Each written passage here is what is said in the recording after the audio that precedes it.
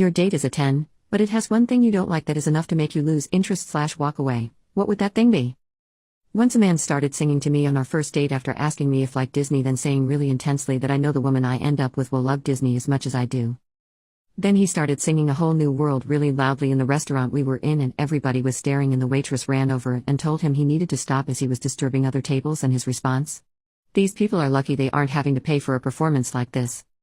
If I could have melted under the table, I would have. I actually put my mask back on just to be as unrecognizable as possible. I left before our food came, and he actually tried to run after me and kiss me.